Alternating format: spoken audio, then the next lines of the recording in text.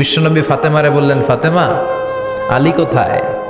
ফাতেমা বলল, আপনার জামাই আলী আমার সাথে ঝগড়া করে বাইরে গেছে। বিশ্বনবীর চেহারাটা আগুনের গোলার মতো লাল হয়ে গেল।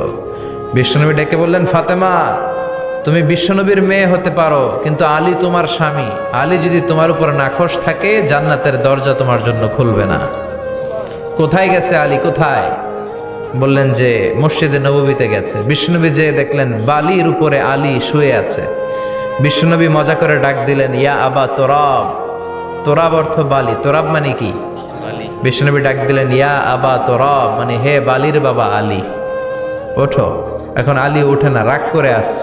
বিশ্বনবী এদিক দিয়ে তাকায়, আলী ওইদিকে তাকায়। বিশ্বনবী ওদিকে আসলে আলী এদিকে তাকায়। মনে মনে করে এতক্ষণ আপনার মাইয়াই গুতাইছে, এখন আপনি গুতাইতেছেন। বিশ্বনবী যাই বললো, আলী রাগ করো না, ওঠো, তুমি আমার চাচাতো ভাই, আমার ঘরেই তো তুমি মানুষ হয়েছো। ঘাপটি মেরে হাতটা ধরে টান দিলেন। সাইয়েদনা আলী উঠতে বাধ্য হলেন। বিশ্বনবী কারো হাত ধরে টান দিলে ওই লোক বসে থাকতে পারে? উঠে গেলেন, ঘরে নিয়ে আসলেন। নিয়ে এসে বিশ্বনবী খাটের মাঝখানে শুইলেন। ডান দিকে শোয়ালেন আলীকে, বাম দিকে শোয়ালেন ফাতেমাকে। এবার মেয়ের জামাইকে আর মেয়েকে বুঝাতে লাগলেন, নসিহত করতে লাগলেন, গল্প শোনাতে লাগলেন। কি রোমান্টিক শ্বশুর! এরকম রোমান্টিক শ্বশুর পৃথিবীতে দ্বিতীয়টা খুঁজে পাওয়া যাবে? সুবহানাল্লাহ পড়েন। বিশ্বনবীর কাজই ছিল ঝগড়া লাগলে এরকম মিলায়া দেওয়া। কি করা? মিলায়া দিবেন। সমাজে অনেকে আছে ঝগড়া লাগলে আরো লাগায়া দেয়, আছে না নাই?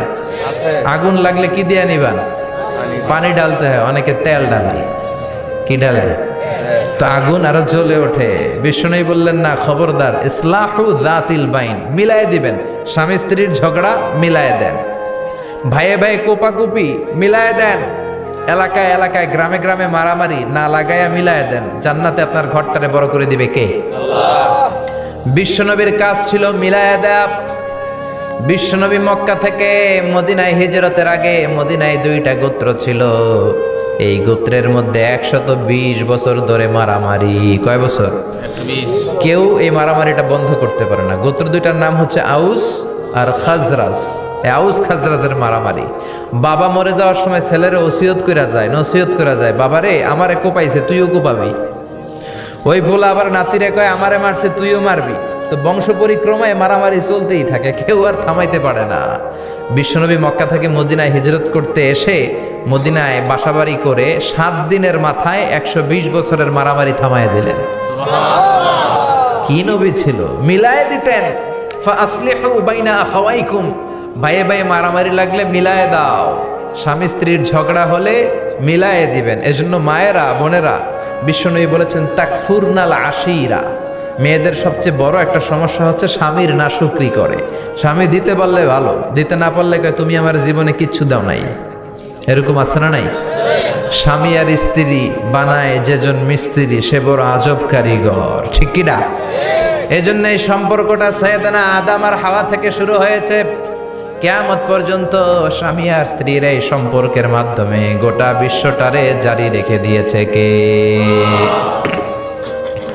তো এই জন্য নারীদের জন্য জান্নাতে যাওয়া সহজ, তারা যদি কিছু প্রসিডিউর মেনটেন করে। বিশ্বনবী বললেন, কোন নারী যদি 4টা কাজ করে, ওই নারীর জন্য 8টা জান্নাতের দরজা খুলে দিবে কে?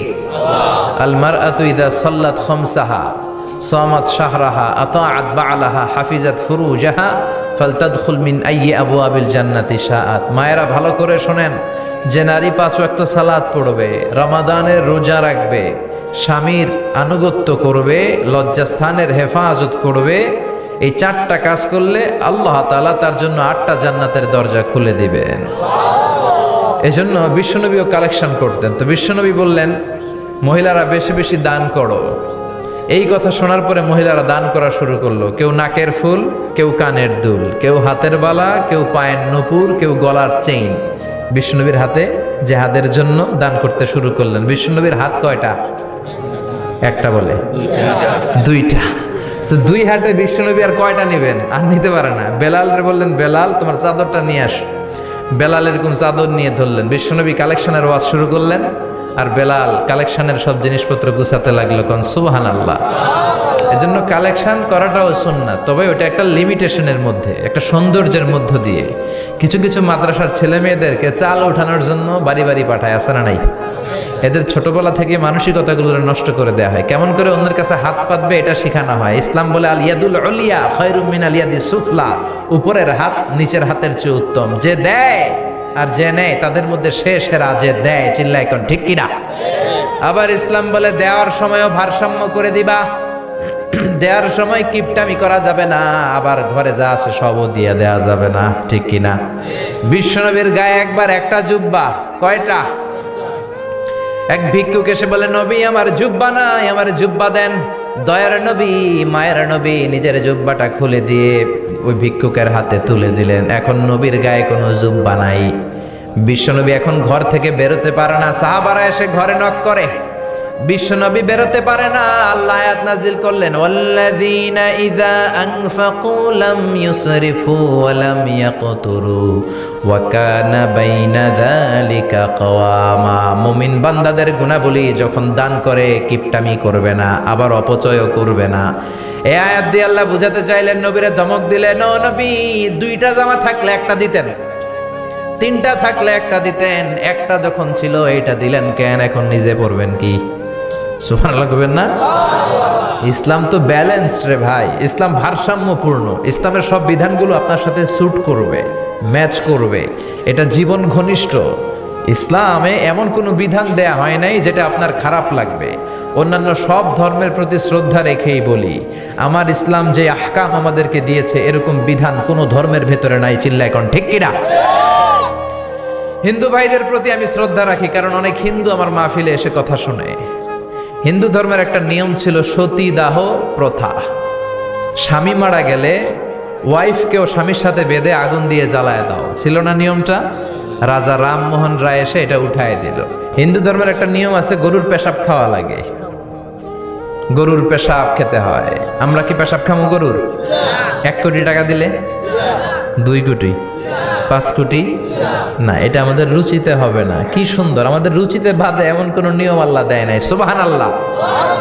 আবার আমাদের সেলফ ডিমান্ড, আমাদের ডিজায়ার, আমাদের চাহিদা, আমাদের মননশীলতাকেও ইসলাম গুরুত্ব দিয়েছে। বিশ্বনবী বললেন, ইদা জা আল আশা ওয়াল আশা মান ফাকদ্দিমুল আশা ক্বাবলা আল আশা। ইসলামে রাতের নামাজকে বলে এশা, রাতের নামাজকে কি বলে? আর রাতের খাবারকে বলে আশা, কি বলে? ইসলাম বলে এশা আর আশা দুইটা যদি একসাথে আসে, এশার নামাজ রাখো, আগে আশা খাইয়ালো। সুবহানাল্লাহ। এশারও আজান হচ্ছে, গরম গরম বিরিয়ানিও চলে আসছে, কি করবেন? আগে বিরিয়ানি খেয়ে নেবেন, আগে পেটটারে ঠান্ডা করবেন। তা না হলে বিরিয়ানির প্যাকেট রেখে দিয়ে যদি নামাজ পড়েন, নামাজের মধ্যে বিরিয়ানির চিন্তা আছে না নাই? সুবহানাল্লাহ কইবেন না? কি সুন্দর ইসলাম। ইদা জা আল আশা ওয়াল আশা ফাকদ্দিমুল আশা ক্বাবলা আল আশা, চিল্লায় পড়েন সুবহানাল্লাহ। এজন্য ইসলাম আছে যেখানে আমরা আছি, কোরআন আছে যেখানে আমরা আছি।